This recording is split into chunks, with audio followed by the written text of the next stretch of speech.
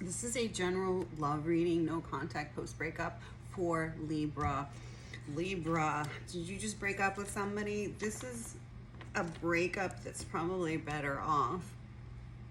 There seems to be some lying, some deception, but also some really good times. And I think that's what you're falling back on. You really want to rekindle the spark that made the relationship really good, but right now it's over. They really want to move on from this, but they can't seem to move on. There seems to be some sort of communication, so I don't think it's not a no contact situation. I think that you parted amicably. So good for you, because too many people fight. So this was an amicable separation. This is for you, because it does look like you are still talking and there is still like dreaming and thinking about being together. You know, this is the 10 of Cups and the Hierophant. And then we have Judgment here, which can be like, judgment can be many things. It can be a soulmate. It can be somebody calling you back.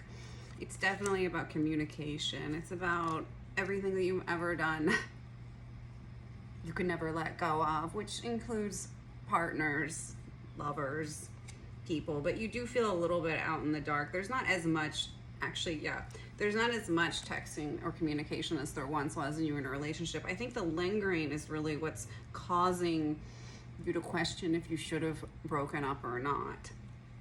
And you were such good friends. You know, the Queen of Cups is such a good person to have as a friend. So your whole relationship was built on and established on friendship. And that's kind of hard for you, because where are you going to get your best friend from now? You know, I don't see you with a lot of female friends if you're female, or male friends if you're male. So I think that this is why you guys keep communicating, but you're kind of making it still linger. You know, if you go out on a date with somebody new and you start talking about your ex as if he's a great friend, then it's going to put your date in the wrong mood. So if you've done that, don't do that.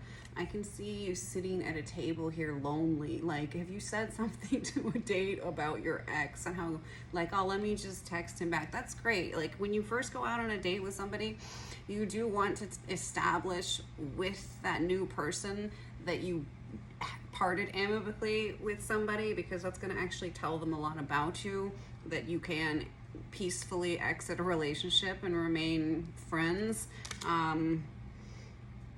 My ex and I parted amicably, but I did ignore his messages for several months because I thought that it was the best thing to do. But then we